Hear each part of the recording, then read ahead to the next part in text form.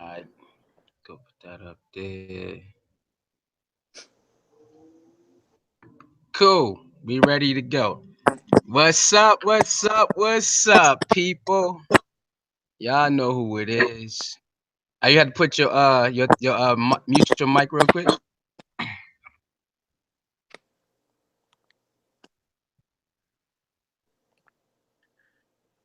Nah, your mic, not your camera. Your mic.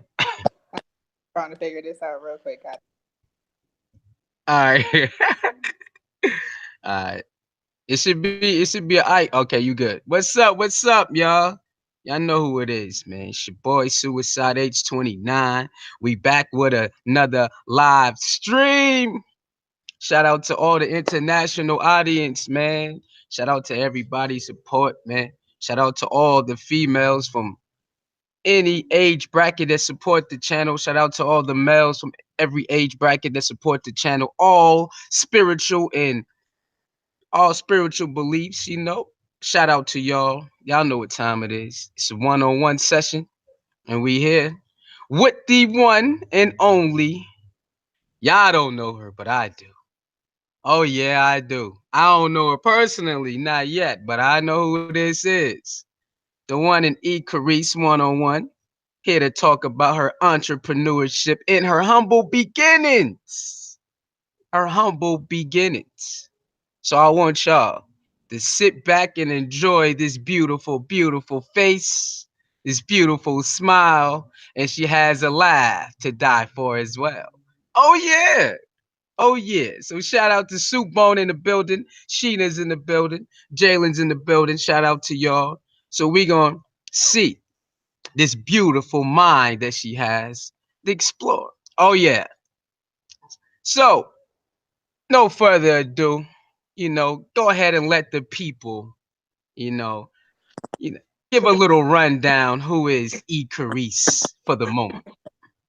Oh man, what's up, you guys? First of all, I am known as Fine as Ecarrice, and you know what? I have a radio show. I'm an entrepreneur. I own a few businesses. I actually just recently became an owner of a radio station, so I own a radio station now as well. Man, I do so many things in the community. I produce events like comedy shows, and I produce another event called Rhymes, where we do a little spoken word, and we do some, R&B, hip hop music, things like that. So it's dope. I do a whole lot. That's what I do.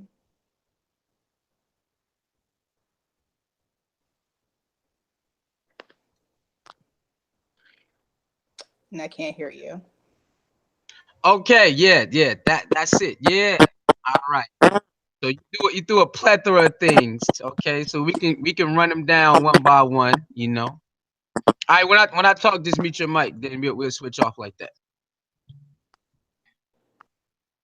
All right, cool, cool. Yeah. So when before you was an entrepreneur, before what's up, Reign Supreme? What up, baby? Before you was an entrepreneur, you had to do your 9 to 5 thing, right? So what was in your mind? Like when did you start thinking like, you know what, I can't be doing this all my life, man. I'm better than this, man.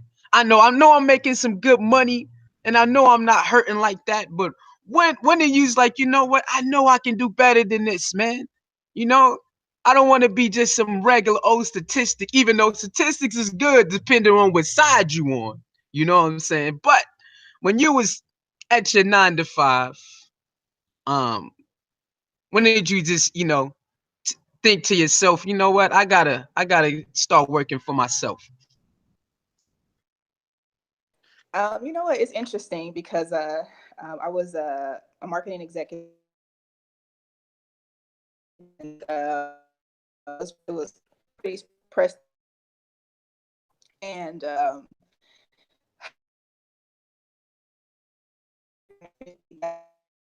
and sometimes I would get my checks. It would be $15,000 to $20,000. Uh, it was cool. It was an easy job. It was fun, to work there. One month, it was like September of 2015. our company decided they wanted to hold our commission checks. You know, my checks were like $20,000 at that time. And so they decided they wanted to hold my check. And I'm like, wait, what? What you mean hold my, like, what you mean hold my check? You know what I mean? Like, that's not okay. So, so from, you know, from there, they held it for my September commission check. They held my October commission check. And by the time October, the end of October came, I was like, look, I don't want anyone to be in control of my money ever again. You know, although it was good money, it was easy. I could do whatever I wanted to do. It just got to the point where I was like, I don't want anybody to be in control of my money, and I can do this for myself, and you know, make my own money, and you know, have my own business. So January 31st of 2016, I told them peace out, and that was that.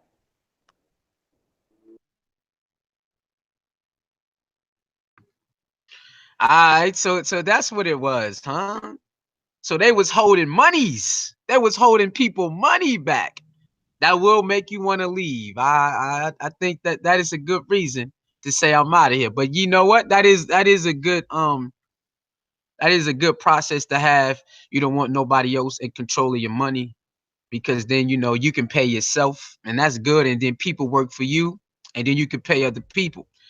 Those are the type of people I like, you know, the ones that actually, when they do have their own business, they actually remember, you know, how it was working. And so they don't treat their employees, or, you know, I guess they business partners, they don't treat them different because they understand. So yeah, I can respect that. I can respect, man. I want to control my own money, man. So I got to get up out of here. So what was the first business that you started when you got out of there? What was the first one? Was it the consulting? Was it the consulting one? Yeah, so I started my e-class consulting business. So I do business and marketing consulting. I started that the day I actually started it in November 2015. But you know, I moved into my office, you know, in February after I gave them my you know, my buy, and you know, we made that happen. So, I mean, I have another business, is Ecarrice Entertainment, and that's where I host different events. I produce different events. So I've had that for about 10 years. And last year, I just made sure I put it to work. So been having a lot of successful events. So it's been cool. And then the radio has been dope. You know, I do a risky radio with Ecarrice. Tomorrow's my last show on the station that I'm currently on now, which is biggestrawradio.com. I'll be moving my show over to my own station, which is Hot 702.5, and that's hot 7025fm.com. So yeah, it's a lot going on.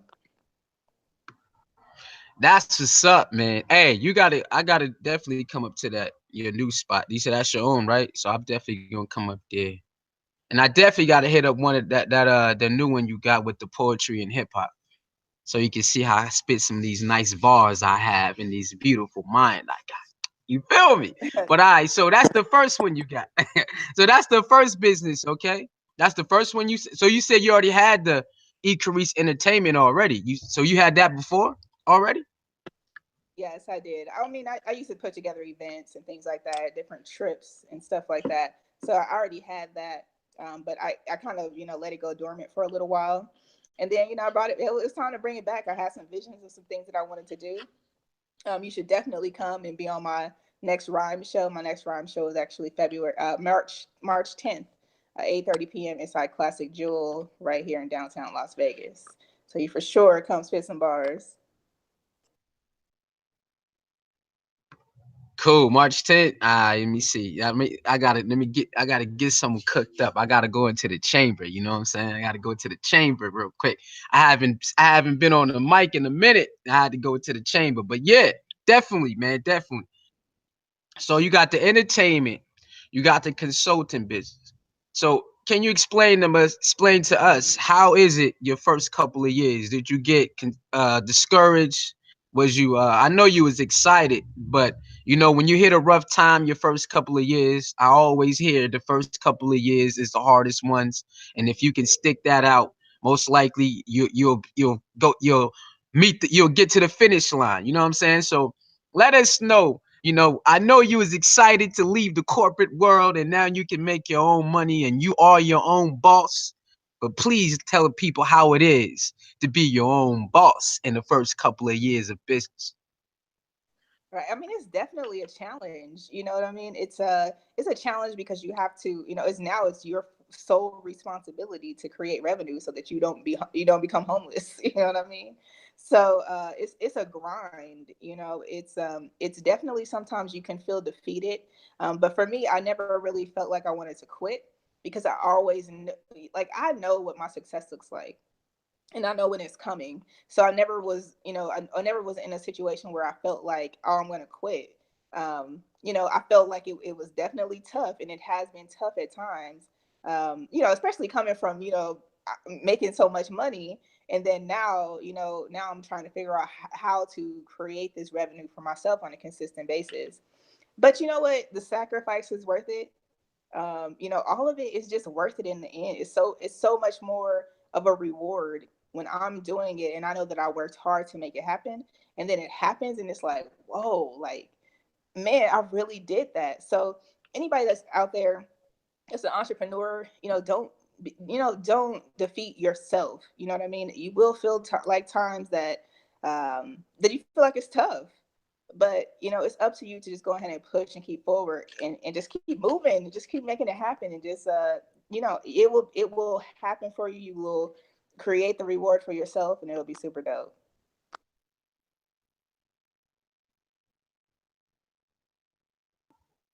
Yeah, that's that words of encouragement, man. Cause I do be hearing those first couple years, but I'm glad you did. See, you was ready for it. You didn't care. Like I'm gonna keep going no matter what. I ain't going back. And I think that's a good attitude. I ain't going back. I'm not going back. Hey, that's enough to keep you going though. You don't want to go back.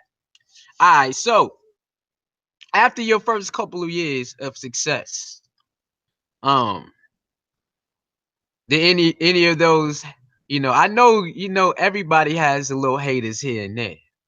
But what about the ones, that really didn't support you in the beginning? Did they come around like, hey, how you doing? What's up? You want to hook me up? Oh, I'm so glad you're doing good. And you like, hold on, man. When I was actually starting, you wasn't, you basically act like I couldn't do this. So tell me how did you handle the ones coming back around after you actually made it that didn't believe in you in the beginning? You know what? I think that's a lot of people's issues when they are not successful, is that they focus on people who, I guess, quote unquote, hate them, or, weren't supportive of them in the beginning or whatever. That is not a focus for me. Like, I'm seriously focused on what's happening now, and who's supportive now. I can't worry about those people who weren't supportive. Last year I told myself, like, there were some people who, have been friends of mine and who never went to any of my events. And for me, I'm like, hey, there's no harm, no foul, but I'm just gonna make some room for people who are supportive, and then we can move along. I don't consider them haters, although they may be. I'm not sure. I don't consider them being haters, but I don't focus on them. My focus is on the people who are supporting me today, and any event or any business that I have moving forward, in my own success. Like, I can't even take the time to focus on people who are so quote unquote hating. It's not. I don't recommend anybody doing that. I do have to say, I have had some extremely supportive friends. Man, my friends have been super duper supportive. My family has been super supportive. Like, I have nothing bad to say about anything with this journey when it comes to people being supportive. I just didn't entertain any of the other madness, so I never really, paid attention to it. So it didn't distract or bother me. Cool. So you had your Ray Charles glasses on. You know what I'm saying? You had the Ray Charles. I can't see Ray Charles to the bullshit. That's what's up, man. That's a good mentality to have, though. Just to say, hey, I only can focus on what I can control, and if you're along for the ride, then let's get it. If not, then hey, it is what it is. See you next lifetime. That's what's up, man. You got to teach me that, man. Cause sometimes I be getting stuck, man. You gotta teach me. I gotta come to one of your consulting classes, man. I gotta sign up because I be getting stuck. I need to learn how to put my Ray Charles glasses on me, like I Ray Charles to the bulls. You know, I can't see you, so I definitely got to get a session in so you can help me learn how to just block out all the extra stuff. You know what I'm saying? Because I be getting stuck. But then, okay, after that, now you in it. It's flowing in. Everything's nice. You your own boss. Your radio. So, cause still radio was radio second. I actually started radio first. I started radio, I think in 2014, in January 2014. No, January of 2016, I started radio, and or started my own show at least. And it was cool. Like my show took off. You know, it became extremely popular. You know, I've interviewed people like Lil Flip. I've interviewed Praz from Fuji's. You know, I just interviewed the Gonzalez twins. You know, I one of my recent shows I had my host was Mr. Ray from Love and Hip Hop LA. You know, I mean, I've been able to engage with a lot of people who are extremely popular, and that allowed my show to be boosted a little bit more. So, you know, it's been cool. Like it's just been upward movement, and it's crazy. Like now that I'm recognizing some things. Excuse me. And then also I have, you know, like I've recently got a call from, you know, I'm Jamie Foxx, you know, to have some of his comedians be on my Funny Bones live show, which is one of the shows that I produce. We just recorded that live on Saturday. Like it's been crazy. Like I can't even explain the movement that's happening, but I'm excited about it. And but definitely radio help boost that up like very quickly. So the radio was first. All right, cool. So the radio helped spark the comedy joint because I have been seeing them posts. I have been seeing that. So the radio helped spark it, or you just like what made you want to go into the comedian field? Is that just something you partnered with someone with and y'all just did it? Oh no, I don't partner. Oh, my Yeah, bad. that's one Oh, thing. well, my bad. My bad. That's a in business. You know, my uncle told me he was like, never have partners, and yeah, I don't have partners, and that is because you know I want my own creative flow. I don't want anybody else to, you know, hinder that. Although I do have people that I ask for insight, you know, on or ask you know them for feedback on certain things. But in terms of a partnership, absolutely not. So no, Funny Bones Live. I literally, this is what happens. Like I'll wake up in the morning and I'm like, oh, I'm gonna do this. Like it's literally how it happens. So I woke up one day and I was like, you know what? I think I could put together a pretty dope, you know, comedy show. And I wanted, and it's not about just having comedians come and people come tell jokes. It's a production. So you know, for me, like I'm in the back with a timer. You know, I'm like, hey, you know, you're up next. You know, I'm like really, you know, creating this production so that you know when I'm able to go to a larger scale, I'm able to go to a large arena and book you know comedians who are on another level. Then it allows me an opportunity to know what that back end, the behind the scenes production of it is. So that's how I run these shows. And each and every one of my Funny Bones live shows, each and every one of my rhyme shows has completely sold out. I tell people, I post on some of my posts, I say, hey, make sure you get your tickets early. These shows sell out. And a lot of people put that on their post because they just want people to try to buy a ticket. But in real life, if you don't get your ticket early, or if you don't get there early to try to get the last few tickets, you're gonna be out of a seat. So anyway, it's that I really just wake up and I'm like, yeah, I'm gonna do this. And now I just figure out how to make it happen. Yo, I like that. That's what's up, man. That's what's up. Yeah, I'm definitely getting my consultation on, man. I gotta sign up, man. Yeah, you very inspirational, man. I see you out. I see you, man. I gotta come get some of that energy, man. I need some of that thunder right there. All right, so do you do okay? Are you recording yourself doing this so people can maybe get little snippets and see how do you do any behind the scenes when you do your comedian production?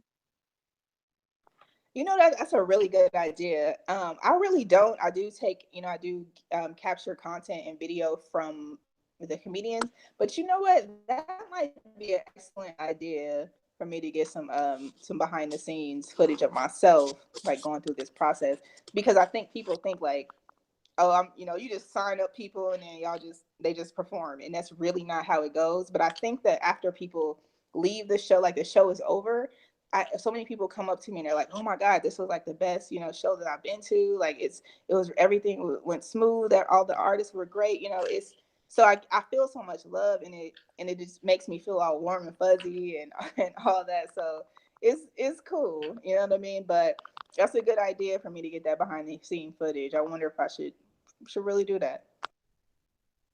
All right, man. Make sure I get my cut if you do that, because I did throw you a little doggy bone. You smell me? But yeah, I think that would be dope. That way, some of the people who support you, they can actually see some of your hard work, that you do behind the scenes, like you said. Because the consumers, when we go watch movies or comedy shows, all we see is what is presented. We don't know the ins and outs of the rehearsals. We don't know the camera angles. We don't know the takes. And I think that would be dope. You have some deleted scenes or something. You know what I'm saying? The Ecarrice, or what is the comedy show name again? The comedy show is Funny Bones with a Z Live. Funny Bones Live. Yeah, there you go. Funny Bows live deleted scenes. Cause you know how movies be having bloopers at the end? I think that would be fire when you do the DVD. You're like, yeah, you used to mess up a lot, didn't you?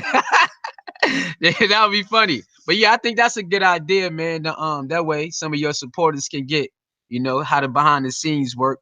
I think that's why a lot of DVDs is good when they have those deleted scenes where people be having outtakes and they be messing up.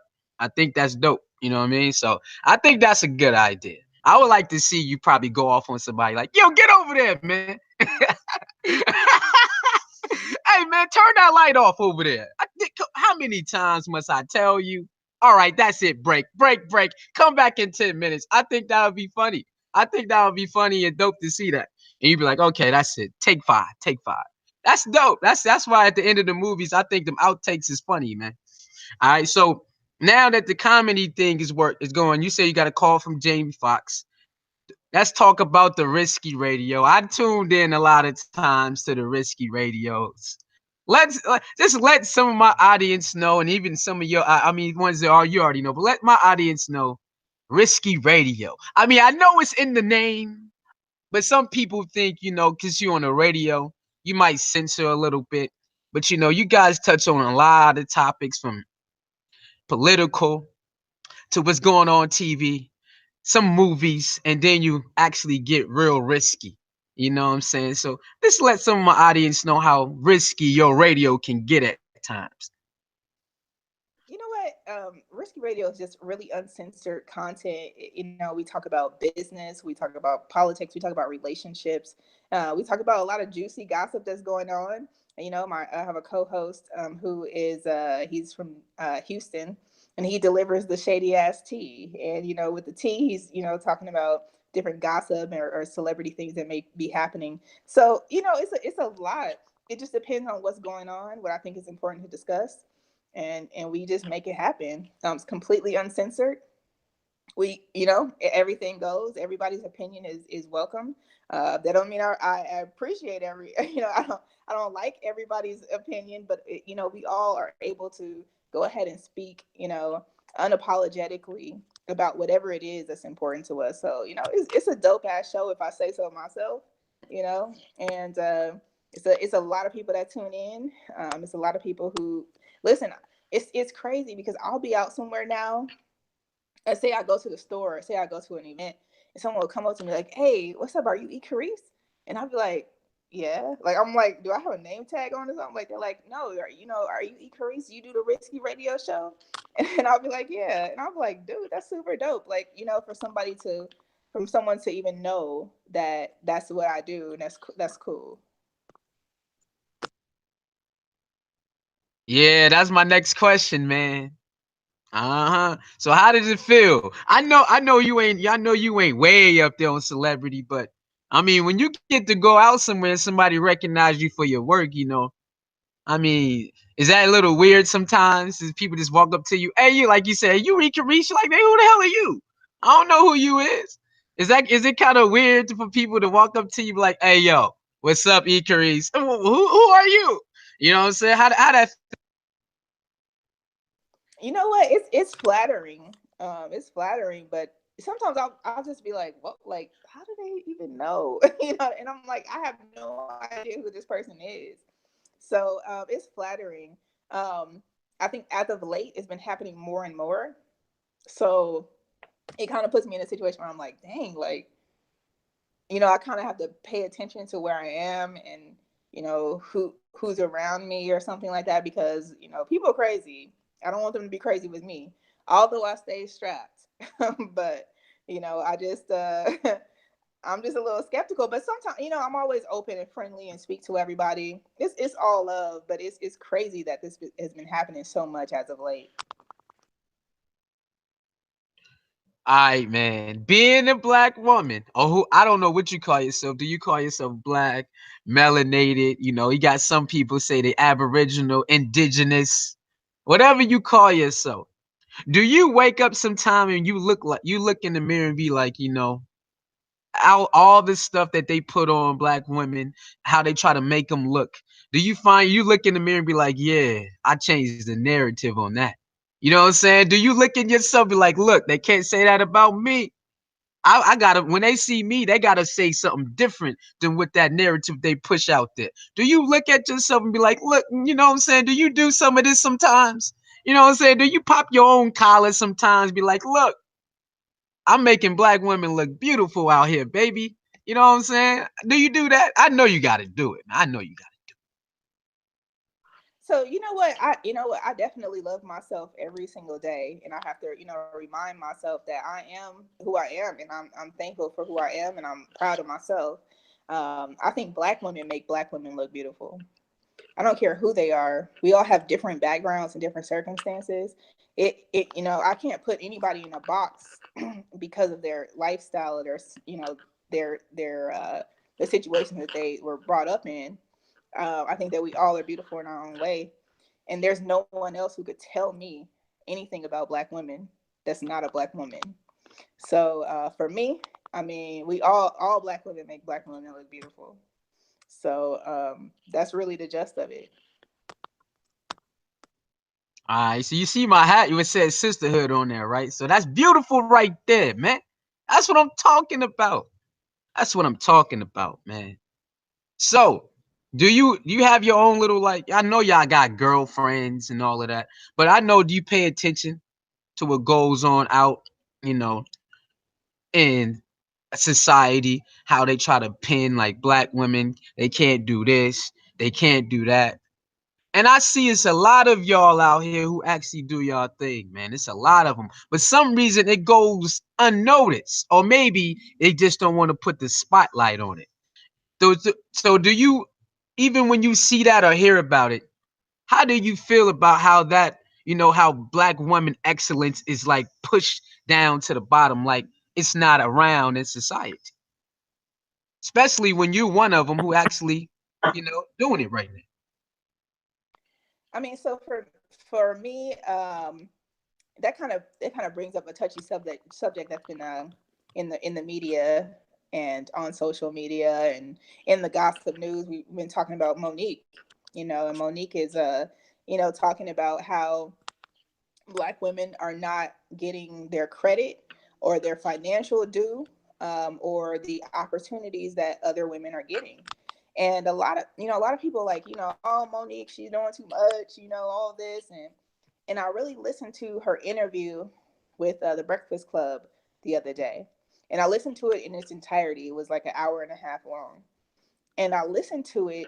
And one thing that she kept touching on, and she was saying that, and Charlemagne kept saying, well, what black woman has sold out an arena? Because he was trying to.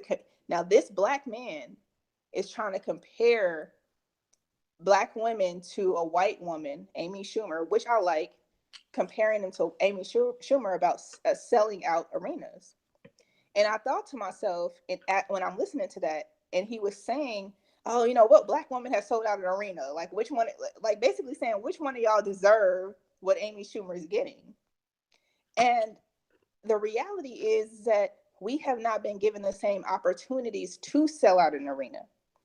So if it would be different if a promoter booked a Monique, they booked a Tiffany Haddish, they booked these ladies to sell out an arena or put them in a place where they are going to perform in an arena and then allow people to purchase tickets and sell out. So, I'm saying all of this to say, no, black women have not been given the opportunities. We have to create them for ourselves. And it's unfortunate that a lot of times, even our own brothers, our own black men don't understand that we are in this struggle.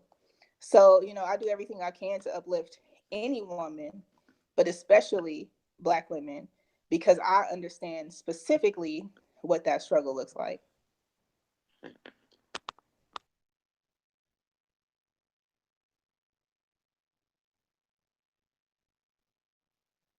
Yeah, that's what I be trying to push, man.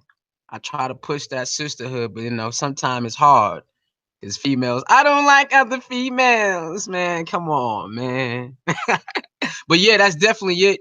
I have to see that interview. I didn't see it yet, but I know a lot of people gave Monique a hard time about that Netflix thing. And but so you said in her Breakfast Club interview, she touched on. Okay, I gotta go watch that because I didn't see that yet. But yeah, you're definitely right. I don't think y'all get a fair handshake. I think we live in the supposed to be a male dominant society. What they call it, I think it was it matriarch. Is it patriarch or matriarch? I can't remember how it go. But yeah, that's why I never understood that. But like I said before on my previous live streams, that it's what somebody posted on Instagram. Malcolm X, one of his old quotes, where he says, "The state of your community, the state of your city, your state, your country is the state of the woman." So that means if your city is jacked up, that means your women must be jacked up. Your state jacked up, that means your women must be jacked. If your country is not ran right, and something is all out of whack, then that means the women must be all. I took that to heart. And then I look around and I say that makes sense. I mean, we live in a world where we want to put the woman at the bottom and act like it hurts, like it's gonna hurt you for her to run side by side. Long as she know her role, it's cool for her to run side by side. The chain of command is still there. It's all good. The respect is still there. It's all good. But we live in a society where it's like, nah, she just needs to stay over there while we do all of that. And I think it shouldn't have to be like that. I think the woman and the black woman, because that's what I am. So the black woman, I'm a black guy. So I think the black woman should actually get pushed up there as well. Because it's a lot of y'all around here that don't get the air time and the camera time. And like Monique is a great comedian and an actor. I understand what she's saying. But you know how it is in Hollywood. You got to play the game. You know what I'm saying? And sometimes if you call some people out, they want to blackball you now. And the crazy thing is Lee Daniels is one of ours. You know what I'm saying? So it's like, and Tyler Perry is one of ours. And it's like, I understand they're like, well, you could have called me, but I don't know the ins and outs because her and Oprah and all of them. So they want to go against it. I wasn't there. So I don't know all the ins and outs, but sometimes I look at that and I'm like, damn. I mean, I know they probably, got a little scuffle here and there, but I know they can probably work it out. But I don't think. Well, at first I was like, man, maybe she just could have took her little 500,000. But then I'm not her. You know what I'm saying? So I can't say she just should have taken that 500,000. And then a lot of people like Charlamagne and other people say she wasn't active enough. But like she say about the men can take off and still come back and get their 20 million. They can still get their 13 and 14 million, and they've been gone for 2 years. You know what I'm saying? So what do you think about what do you think about Hollywood and their little gag orders they be having on black females? I mean, I think that if you definitely listen, anybody out there that's listening right now, you should definitely go and watch the Breakfast Club interview of Monique, and she touches on what you just asked me, is that she about how I feel about. I'm sorry, if you could repeat your question real quick.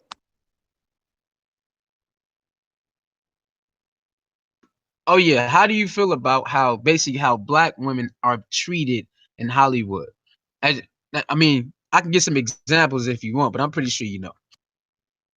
No, I mean, I think that, that even my previous, comment kind of expressed it, is that I think that black women are not given the same opportunities as whether it's black men, white women, Asian, Hispanic women. I cannot, I don't think that we are given the same opportunities to be great. When it comes to um, even I mean, even the situation with Monique. I love me some Monique. Like, I love Monique. I follow Monique on Instagram. I used to watch her late night show all the time. You know, um, I think that she's great. And I think that from them to, after listening, because at first I was like, man, yo, this chick doing too much.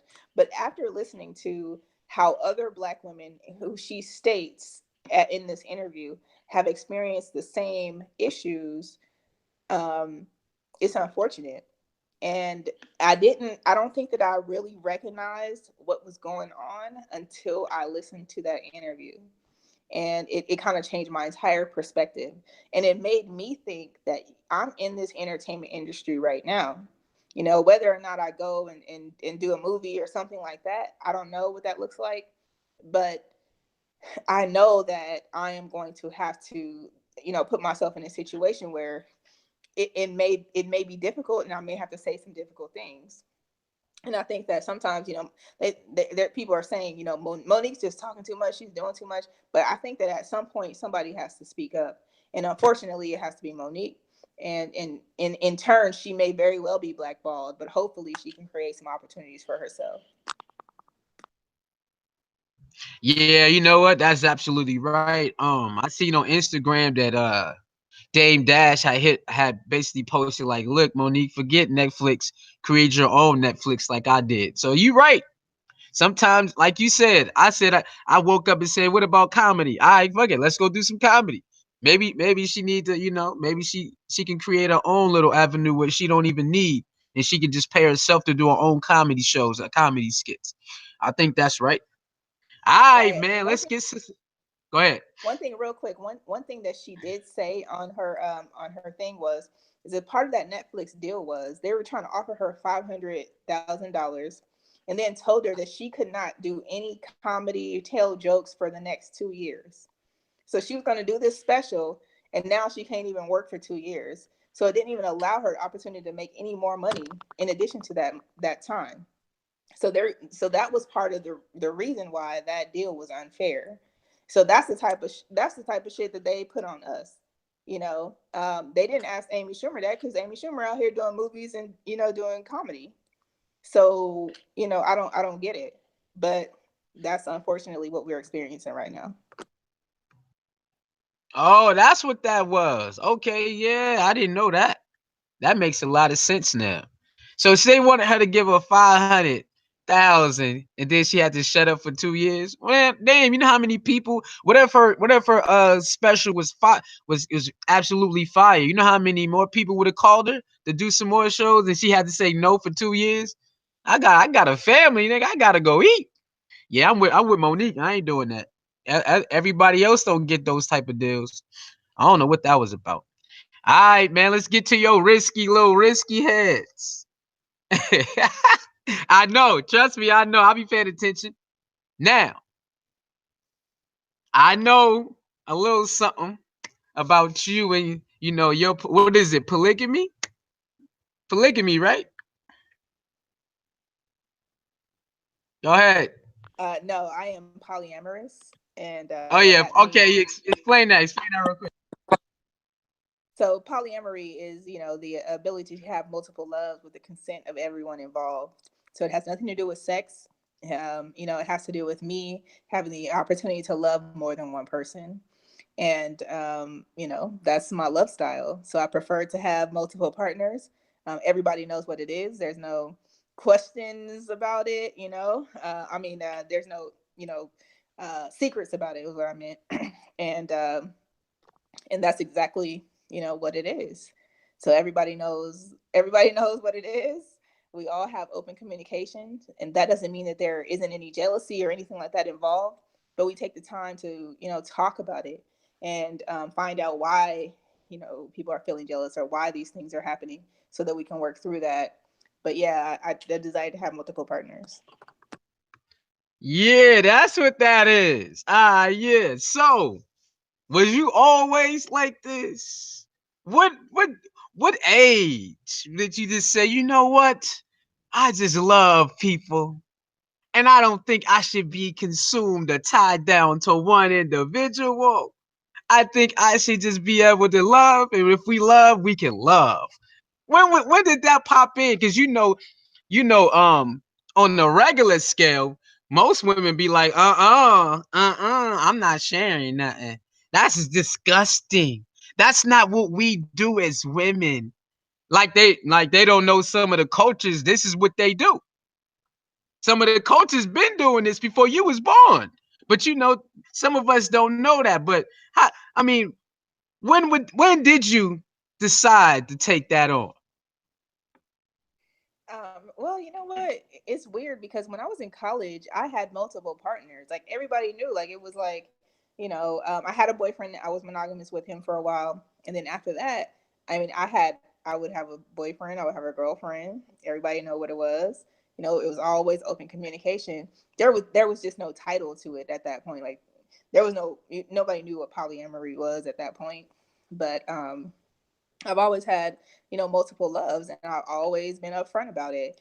I have been in monogamous relationships, which I know now that just is not who I am. But I have been in monogamous relationships, and it just didn't, work well for me.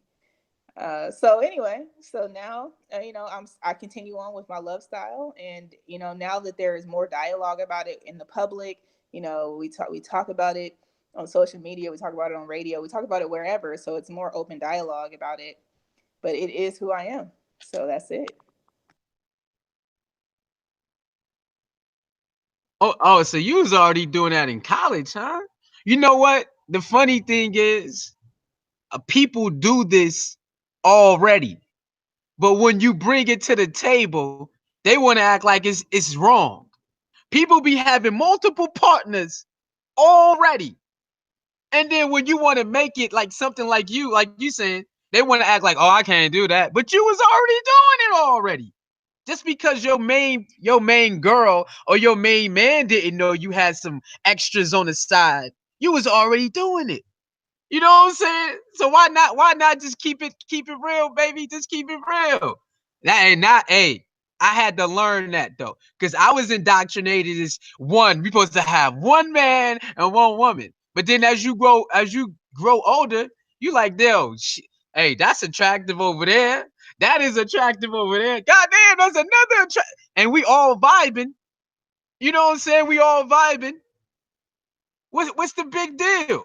But I had to grow into that, because I ain't gonna lie, I was like that too, like heck no. But I had to grow into that. I had to be open minded to understand, like, okay, what goes into that. You know what I'm saying? Because you'll have some people say, oh, that's all, like you said, it's not just about sex. But when you first hear it, that's what they think. Oh, y'all just want to be nasty. Y'all just want to have orgies and all of that.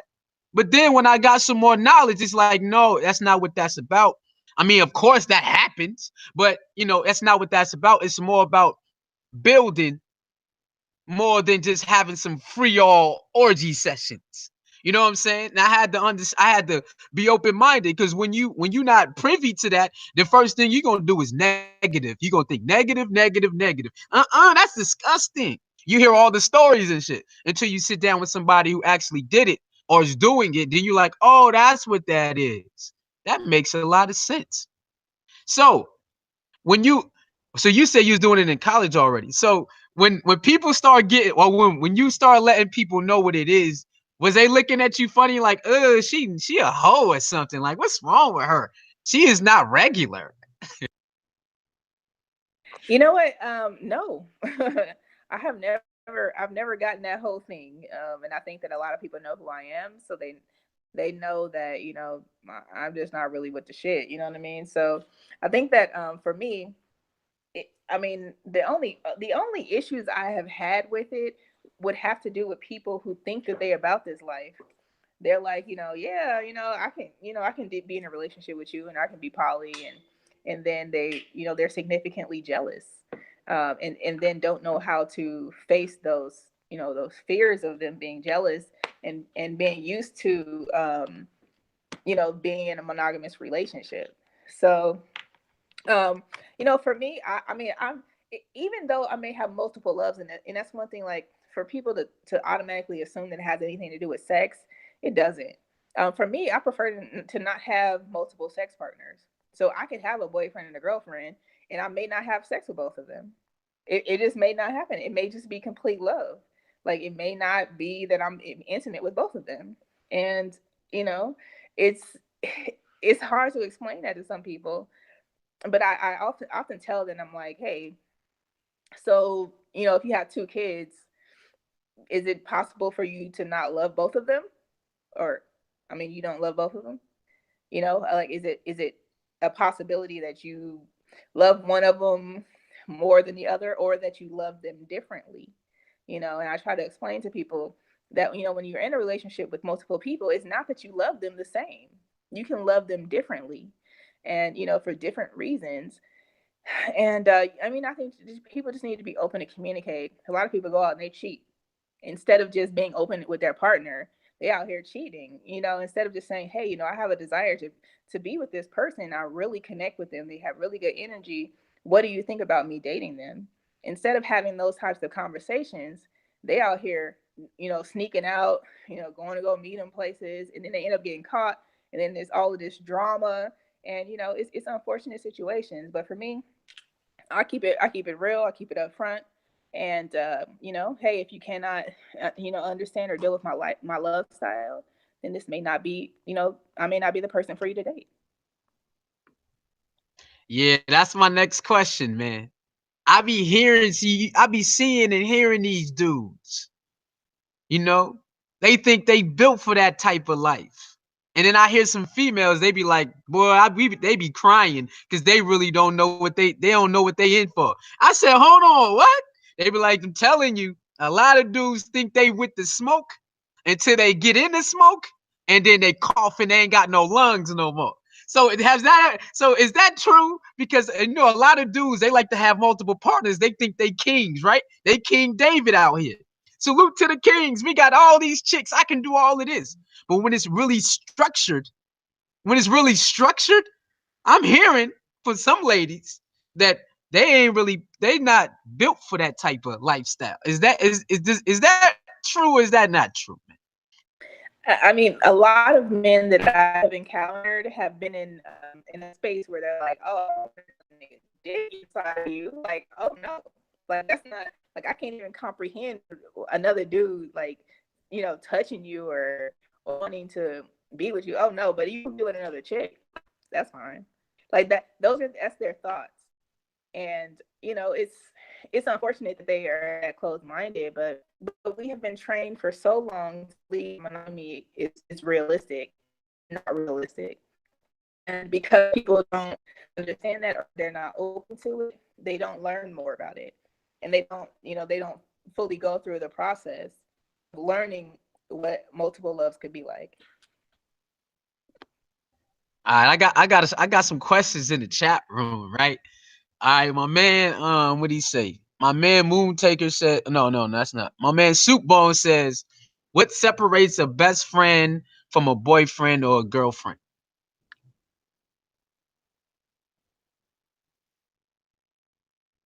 Yeah, I know. I don't get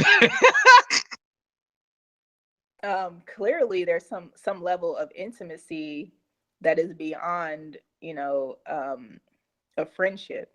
So, you know, whether you are, you know, you can have a sexual desire for somebody and maybe never even be intimate with them.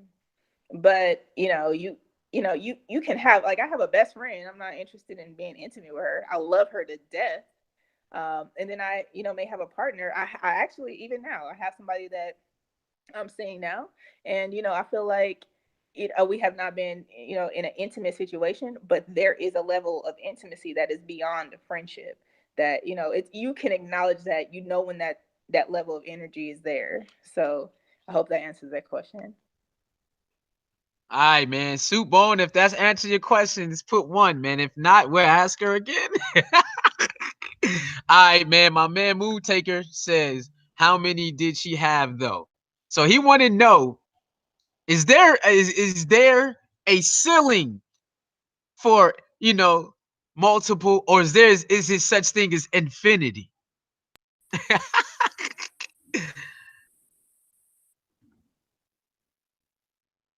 I'm sorry, I didn't hear anything you just said. All right, my man, my man, Moon Taker want to know how many, I guess partners, or I don't know if you want to call them partners, but how many, what I'm saying, join the team? Is there a number to the team, or is it infinity to the team? I mean, I guess it would just depend on whomever's love style it is. You know what I mean? If somebody has a desire to have 10 partners and that's what it is, and that's cool. For me, I mean, my end desire would be to have two wives and a husband.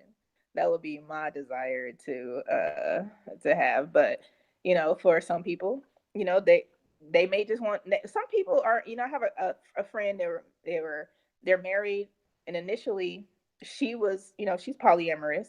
She would date, but her husband was monogamous. He didn't want to date anybody, but he understood who she was and allowed her to be who she was, and love multiple people. So it just depends on you and your love style. There's no science to each and every person. Everyone has an opportunity to create their own love style. That's beautiful. That's that. You know what? I'm about to cry live. I'm about to cry on live right now. I'm about to cry on live right now. Because you know what? I've been learning that. I've been learning since I've actually been open minded to see certain things I used to cut off. That is true. Everybody, we acting like this is not ancient type of behavior. Like it's always been one on one. That's a lie. It's never always been one on one. We wasn't even born back then. How we know it's been one on one? All these women around the world. You think it wasn't like that back then? You don't think some of those kings of the castle didn't have multiple women? Huh? You don't think some of those women, like you said, just jealous and got her swerve on in the, in the dungeon somewhere when she went to go serve some food? You know what I'm saying? You know what I'm saying? So we like you said, we've been brainwashed to act like multiple people can't love each other in a structured type of relationship. We just think it's supposed to be one on one. No, nah, it's not. I had to learn that though. It took me a while to understand that. Like, yo, man, that it's not wrong. That's what they want to do. It's not wrong at all. It's been happening. Like we said, people be sneaking out when you could just say, hey, yo, I got a connection with this person. Do you mind? You know what I'm saying? If we can incorporate this individual. And like you said, you got a friend where her husband said, yo, you do what you do. I'm just gonna be with you. It's the mutual respect. He wasn't tripping. Man, look, I had to learn that. I used to be against it, but that's nice to know, man. So what advice do you have? Because you got women in the chat room, man. You got people, women listening, and people gonna listen to the show after. What advice do you have to women who hear this type of information? Like, because it's gonna scare them. Because they're gonna think of like I said, they're gonna think you nasty. They're gonna think, oh my God, your mom was around. I know you be hearing that sometimes, not to you, but you hear people say that, oh, her mom must not been around. She must not have a good upbringing. What's the advice to the women out there if they got desire to have more than one partner, to not let society overrule what she desires? Go ahead. I mean, for me, I don't care what other people say. I think that is probably what moves me forward. Stop worrying about what other people say about you. Stop worrying about what other people think, you know, or what your love style is or what you look like and all that. Stop worrying about that. If you are confident within yourself and your decisions, then that is all that matters.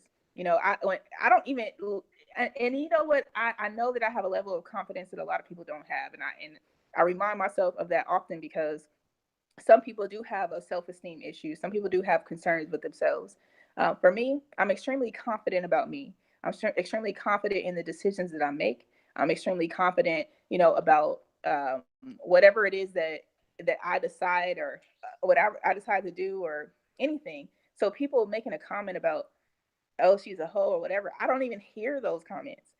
That's why it doesn't impact me. I hear nothing like that because I'm very clear that that is not what this love style is like. And you know, when people listen and they're like, dang man, she's dope, you know what I mean? And I know I'm dope, you know, I recognize that. So you know, it's just just stop listening to people and you take your own actions, and you know, you move forward with them and you love yourself. Stop worrying about other people. That's facts. That's facts that she talk about. Oh yeah, yeah, yeah. She talk about that on her radio show. Yeah, they talk about everything on her radio show, man. We gonna give all that out in a minute. We about to wrap this up. We gonna give all the information out, and I'll make sure I get it all and put it inside the description box. You smell me? What up, Uncle Suge? What's up, Joel? All right, my man Joel says, what does she feel about spiritual aspect of it? So, what is there a spiritual aspect of having multiple love? Um, and I assume that he's when he's referring to the word spiritual, I assume that he is referencing religion. I am not religious. I do not believe the Bible to be true. Those are my thoughts, and my thoughts are hella risky. But you know, people, you know, definitely have a level of of spirituality that comes from religion that we've been trained to believe for so long. In the Bible, there are people in the Bible that have multiple partners. It just really is what it is. I was definitely raised in an extremely religious family, and then you know I started paying attention to things. So some of the things that people may believe when it comes to spirituality in terms of religion, I don't agree with. I'm definitely a spiritual person, but that does not you know, that doesn't really cause any impact in my love style. And I mean, the only thing that it may impact is with me being spiritual and connected to energy in the universe, is that I'm connected to other people's energies as well. So I can't say that any religion, you know, hinders anything to do with my love style. No. I no doubt, no doubt. Hey, do you mind? My homie Joel want to come on and ask you some questions. I don't know if you know, if you mind about that. He want to come on on the panel and ask you some questions. But let me see. Okay, Hang yeah, tight, one but quick yeah, sec. do you mind? One quick sec, okay? Yeah, go ahead. Hang tight, one quick sec. Uh, all right. Yeah, man. Press that one, man. Press that one if you. This is a fire interview, man. Press that one if it's the fire interview. It's almost over, man. This is what we do. Shout out to Ecarrice, man. Yeah, she said religion, man. She did it. She answered it right.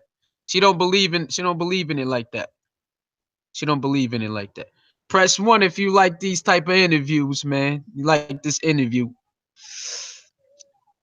I already knew, Soup Bone. I already know. I already know, Soup Bone. You know what time it is, man. I already know, man. I'm going to see her too. I've been procrastinating. I'm going to see her, Soup Bone. Don't even trip. Don't even trip, Soup Bone. It's going down, baby. Suicide gonna be poly. What's he call it? Polyan? Yeah, I'm gonna be a poly man. I'm gonna be poly all day, man. All right. Hey, so Joel, you still trying to come on or what, man? Yeah, yeah, you answered it right. He was talking about religion. You answered it right. You answered it right.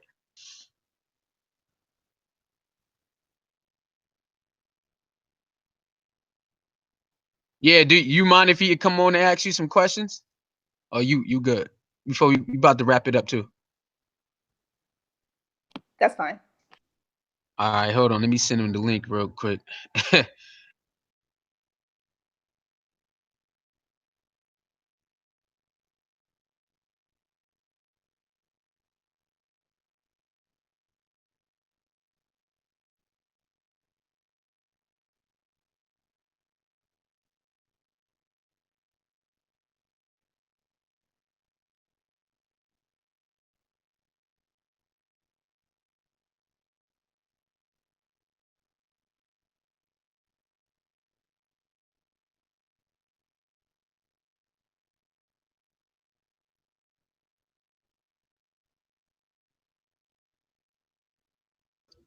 All right, I sent them the link. But yeah, that's what's up, man.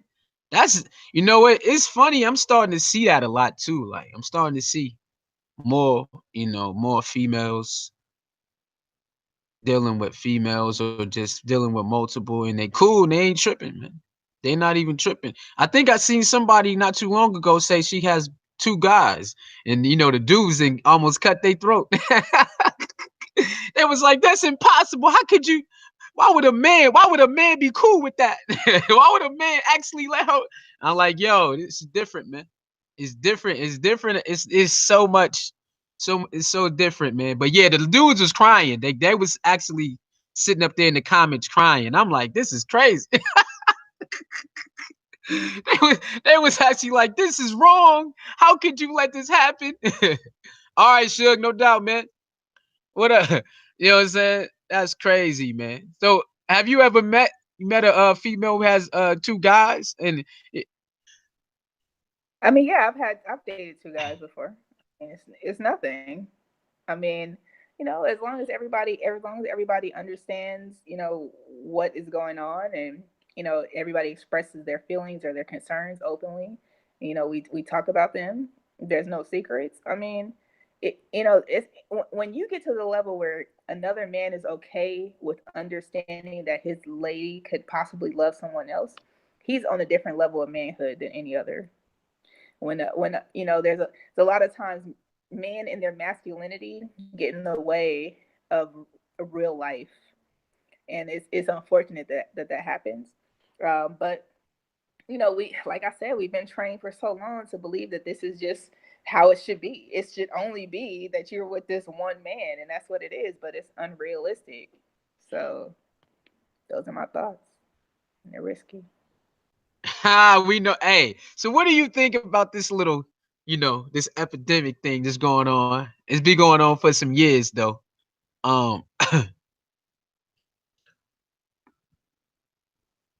It's been going on for some years, though. What do you think about people blaming the powers that be about homosexuality? Do you think that it do you think it was going to happen anyway? Because like you said, we've been indoctrinated acting like we only supposed to work one way. Maybe this has already happened before. Maybe it was already going on. And just because they blocked your brain, they blocked you out already. You know what I'm saying? You now when you see it, you think it's wrong, but maybe it was already happening years before, and they just blocked you from that type of information. So, do you blame it on the powers that be, or do you say, man, this is just that's what it is? It been here already. History repeats itself. Maybe you didn't know about it. It is what it is. I mean, the reality is that there are gay men in the world, and there always have been. There are gay women in the world, and there always have been. As of late, we have a lot more exposure. We have a lot of opportunity to see things right in front of us in real time, just like we're on this YouTube live right now. People are able to watch us right now talk about things that no one has ever probably spoken to them about before. So, we are able to see people being themselves, and loving who they love in public, and more often than we were in the past, because we do have these tools now. Now the man making, I often see these videos about the man making making references to make people put it in their brains that people are gay or whatever. You know, I see that often. I think it's some bullshit, but those are my thoughts. And you know, I think that it's a lot of people that have opportunity to just live out loud and love out loud, and I think that we should allow them to do so. But yeah, people, you know, being gay or lesbian or bisexual has been there for quite some time. Yeah, you know what? Um, I'm with you on that religious thing because when I used to go to church heavy when I was little, they used to condemn that, right? But all of a sudden, it's all good now. It's all good now. You know, you got pastors who are like that. You got deacons who like that now. It's cool now. I'm That not threw me sure off. about it. I'm not sure about it being cool or anything like that. I mean, I think that, you know, I think that the church has their own expectations. And by the way, I can't see your cam, so I don't know what you got going on. But anyway, What happened? so I don't know if people are, you know, having a whatever they do in their own religion, they have their circumstances, they have their rules and regulations that they need to follow within the church and all that. But the reality is that they're doing that because they have been taught that's the only way it's supposed to be. And when someone differs from what the Bible says, that is when it becomes, you know, you're damned to hell. So I guess it Right. just depends. Right. I guess you're right. Yeah, everybody's belief system's kind of different. So, you know, whatever works over here probably don't work over there. But yeah, I had to think about it though, man. And I'm looking like, yo, they make you think, you know what I'm saying? They make you think that these people are horrible, they're disgusting, and you have to stay away, they're abomination. And I know what it says in the Bible. I heard it, man. I seen it. We all seen it. But then you get to meet some of these people and they're great people. They're great people. They're great friends. They're great co-workers. They're great whatever. So you know, then you learn like now I shouldn't look at homosexuality the way they tell me to because I mean there are people at the end of the day. Well, here's my man right here, Joel Benjamin 528. This is Ecarrice right here. Go ahead, man. Do your thing. How everybody doing out there? Salute to Suicide H29. Definitely salute to your guests. Thank you for letting me ask a quick question, a few questions on your platform, brother. As you're aware, I have the sexually transmitted demon lecture coming up. And a lot of it entails based on what the sister is talking about.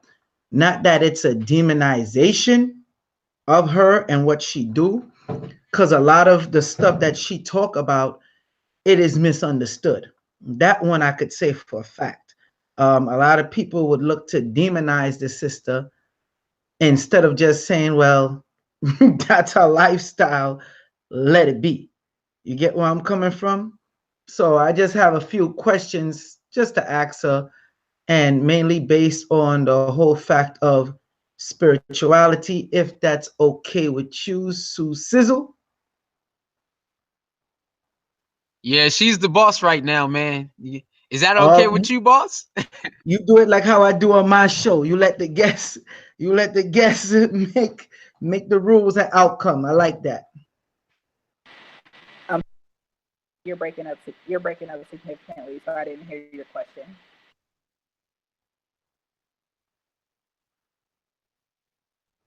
She's breaking up. Oh, I didn't hear her properly. yeah. She asked you to repeat it again. She couldn't hear you. No, I said I wanted to ask the questions if that's okay. I'm about to start. Oh yeah. She already said cool. Yeah. All right. Um, First off, how are you? Good to speak to you. I'm glad you came on the show. Definitely. One of the things, like I said, I have the lecture coming on sexually transmitted demons.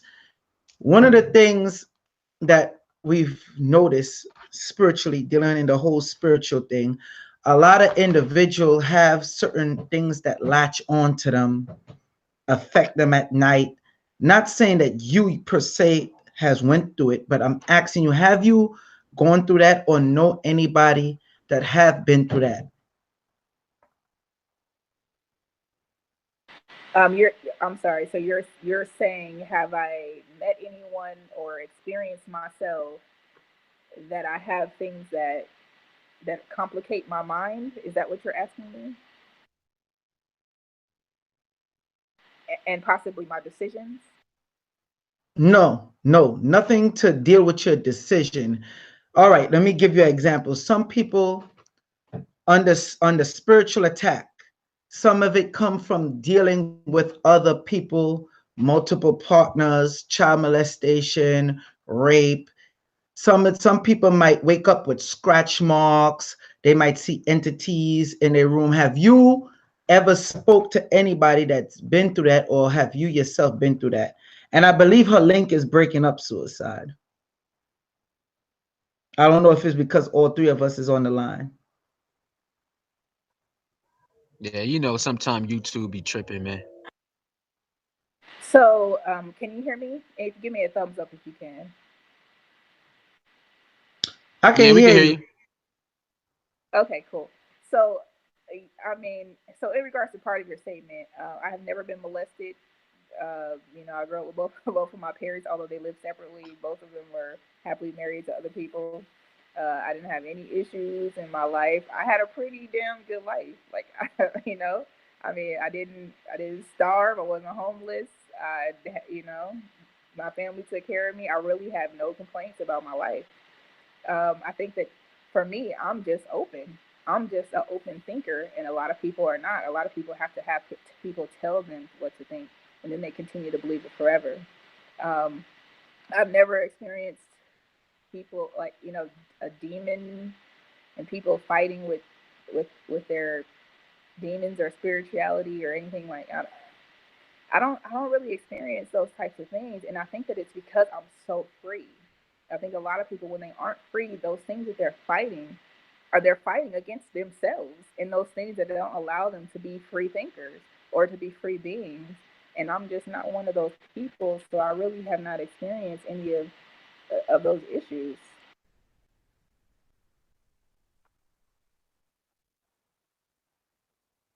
All right, cool. Thank you for answering that question. Um, Not that I was asking if you've been molested or anything of that nature, or rape, anything, or type of trauma. I just wanted to know because it comes on different ways. Like some people might be with a sexual partner and that happened to them. Some people go through it and they don't even know they're going through it. So, all right, my next question is, are you aware of the scientific research? Because they say that women are cosmic beings, they absorb. We already know that. That's already proven. One of the things they're saying is that women carry the DNA of every sexual partner that they've been with. That's already been proven. What they don't speak about is how to cleanse that can be cleansed out from them. Have you ever went through any method, like when you say, okay, I'm going to be with this person, let me cleanse myself, not just spiritually, but I'm talking about like a physical type of cleanse, or you just don't care about that, you don't study that? If I decide to have multiple partners, which I have not had multiple partners at the same time, so just so we're clear with that, I have had multiple loves, but my desire to be sexual with more than one person has not been there yet. Although I have committed to that in 2018 because I'm really trying to be free with my sexuality. So, um, in regards to my love style and how we address things when it comes to being sexually, connected to multiple people. Obviously, there is testing involved. There are things that we discuss openly. You get tested, we discuss that, we discuss how we're going to make sure that we are protecting ourselves through this situation, so on and so forth. In regards to women cleansing themselves and women carrying everybody's DNA and all of that madness. I've only been with one man in my entire life who hit it raw, if we'll say that, and he was my husband. And he didn't hit it raw or hit it at all until we got married. So you know, it's a lot of perspectives and a lot of things people come up in their head with what they assume. I like to say people make assumptions, you know, about what people's love styles and sexual lifestyles are when it comes to this, you know, this my love style. So a cleanse and all that. Women naturally cleanse themselves. So I don't know how. I mean, other than you really just doing a cleansing on yourself, like you normally clean, is fine. Whenever I go to the GYN, I had a girlfriend for 5 years. It was just only her and I. There were some tests that are not required because I cannot get them because I'm not having sex with another man, and that is because women do not carry as many diseases as men do, or that they can transmit to someone else. Although I did still have those tests, the likelihood of me getting some of those things was not likely because my partner was a female. So there's a lot of different research that goes on in the whole wide world. There's a lot of different research that you may, you know, discover, I may discover, and complete opposites. And we're never going to find out exactly what it is, but I can tell you this, is that I do know that you fellas sometimes like to, you know, indulge in some activities without using protection, which causes other partners, whether it be your male partner, men having a male partner, or your female partner, that, you know, may cause you to have some sort of diseases and things like that. So hopefully that answers some of your questions. Yeah, that answered the question, but a lot of times it's not just the men indulging in unprotected sex, because if they doing it with a lady or an ex-man, so they are also. So I don't like to just put it as only women do this, or women mostly do this, or men mostly do this. I don't really like to put it in that standpoint. I'm just talking on certain scientific research. Now, Yeah, for I'm you not saying personally, that. what you do with, I'm I'm sorry, not go saying ahead. that. I'm not saying that men are the only ones that do that. I'm saying that men are the ones who typically can carry and transmit it to someone else, whether because sometimes men are having multiple partners, whether they be male or female, even though they may not be discussing it openly with their partners. They may be having this unprotected sex with both of those partners and transmitting those things. Or they could be having sex with more than one female and not using protection. And of course, the female is not using protection with them either. You know, I completely understand that. But what I'm saying is that based off of my experiences and my talks with, you know, gynos and things like that, that those are typically, a lot of those diseases are typically transmitted from a male.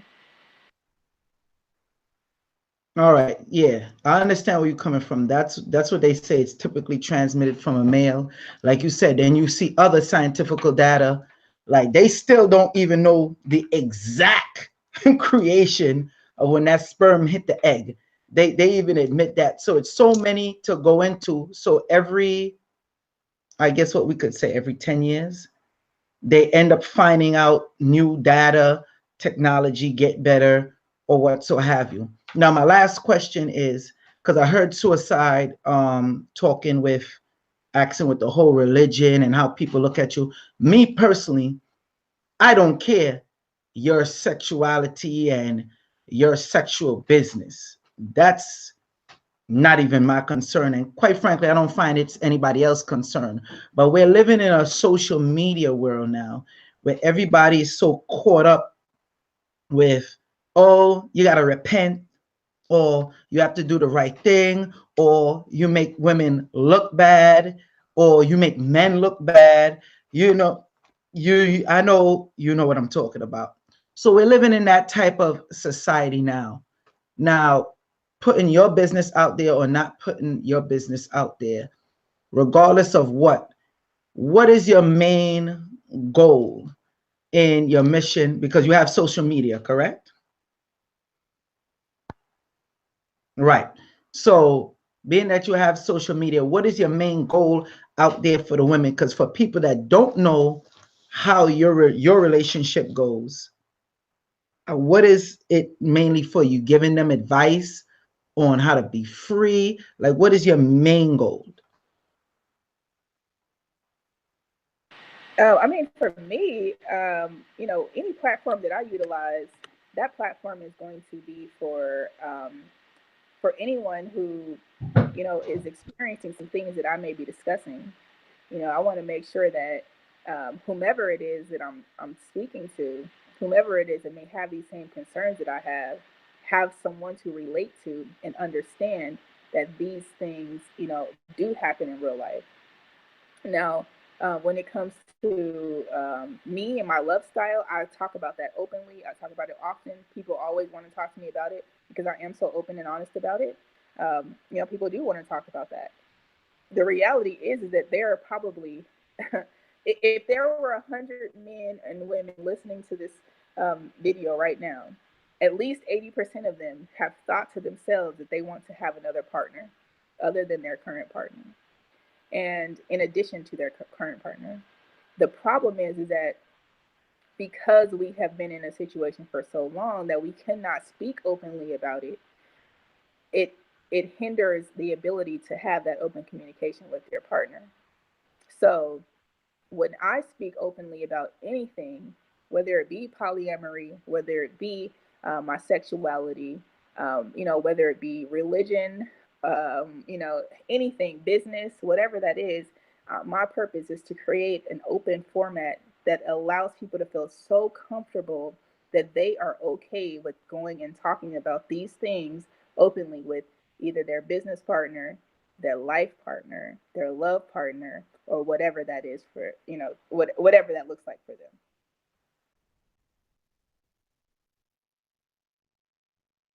All right, cool. Thanks for answering that for me. Based on what you just said, that's why discussions like this that suicide put on here is very good. And one of the things I find that people are so not just closed-minded, because like you said, at least 80% think of it. I'll go further than that and say 98%. If you really ask me, I'd say 98%.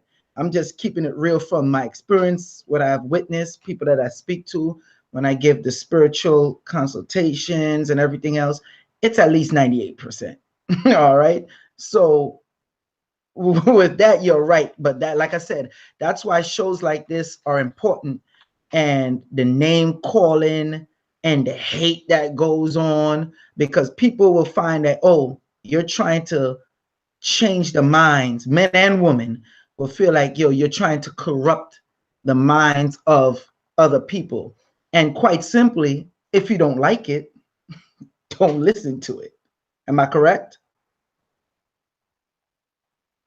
I mean, yeah. I mean, I think that people, people that have a different opinion than you or that were raised on a different opinion than you are going to always start off like, oh yeah, no, I'm not with that. Like, I don't even know why are you trying to convince me to, and that is how people think. But this is the thing is I continue to speak and they continue to listen, and they're listening for a reason. They're listening because they are curious and that they have had these thoughts themselves, but they just haven't seen anybody like me that will speak openly about it. So, look, it is what it is. I don't care what other people say. I live for me. I live for me, and that's what it is. Is that I don't have those worries of what other people say, and I really hope and encourage other people to not have those worries as well. Just live your best life, live your true life, be your true selves, and your life will just be so free and so much better. But I thank you for getting on and asking me some questions. For sure, definitely connect with me on Instagram. Any social media platform, it's at Ecarrice. That's ECARRICE. All right, cool. And you can hit me up too, because most likely we could get an interview going on. Joel Benjamin 528 on all social media platforms as well. Like I said, we have the lecture coming up March 3rd, sexually transmitted demons. because And a where's lot that of people lecture at? that, I'm sorry. Where's that lecture? Is it online or are you doing it in person? Yeah, I don't even think I could share my screen. It's actually gonna be at online. You could purchase the tickets on Eventbrite for the live stream, or you could purchase the tickets to come in person. Like I said, sexually transmitted demons is the name of the lecture, because that's something that is considered taboo that a lot of people go through. I'm gonna share my screen. I'm gonna try to share my screen and see if it will come up. Are you seeing it? Hello? Yeah, I see your screen. Just go ahead and connect with me on social media, and we'll go from there. I am gonna have to drop off of this meeting, so I want to get back to suicide real quick. But thank you again for getting on and asking some questions. I appreciate you. Not a problem. Not a problem. Sue. What up, son? What's the deal? Yeah, I'm gonna stay on mute. So do your thing. Alright. Alright, Ecarrice, that's what it is. Thank you for coming through, man. I see you a little parched over there. You feel me? But yeah, that's a great interview, man. I'm definitely gonna come through, man. You say March 10th. I probably won't spit on March 10th though. I told you I gotta go Why to the not? Bat Cave to get. I gotta go to the Bat Cave, man. It's been a long time, man. Oh, you got 2 weeks. You got 2 whole weeks. I gotta need to go to the back chamber, man. You feel me? But yeah, thank you for coming through, man. Drop. I'm gonna send me your links on Instagrams. That way I can put them in the description box when people see the video. They can go to all your social media platforms and your websites, whatever they need to do. So just send me that, and I'll put it in the description box. One more time, let everybody know where they can find you at. One more time. So listen, first of all, you can find me at every single social media platform. That's at Ecarrice. That's ECARRICE. That's on Facebook, Instagram, Twitter, Snapchat, LinkedIn, whatever you want to do is at Ecarrice. And then also too, you can stop by. I'm launching a brand new radio station, Hot 702.5 FM. The website is www.hot7025fm.com. And hey, if you have a podcast, you have a radio show, anybody out there who wants to syndicate their show, link up with me and we can talk about how we could do that on the radio. All right, y'all. Press one if this was a great interview. Press one before she get up out of here. Let her know, show her that love. Press that one, man. 18 lucky, you crazy. Press one. Let's see the ones, man. Let's see the ones, man. He said he got a rhyme he can loan to me. I don't need I don't need your rhymes, 18 lucky. Yo, you funny. That's what I'm talking about, man. There go the ones. That's what it is, man. We gonna be meeting up pretty soon. I definitely will stay in touch, man. And I gotta get a consultation. So let me know my steps I need to get so I can get a consultation, man. Definitely gonna support the big homie from 1975. All right, man. Anything else you want to say before you get out of here, man? You're on mute. You're on mute right now. Hey, no, I just want to thank you guys for tuning in and thank you so much for having me. I appreciate you and I'm sure we will connect real soon. So I'll see y'all next time on the radio. All right. Thank you. Peace, That's sister. Ecarrice, yo. Ecarrice in the building, man. What's up, yo? What's up?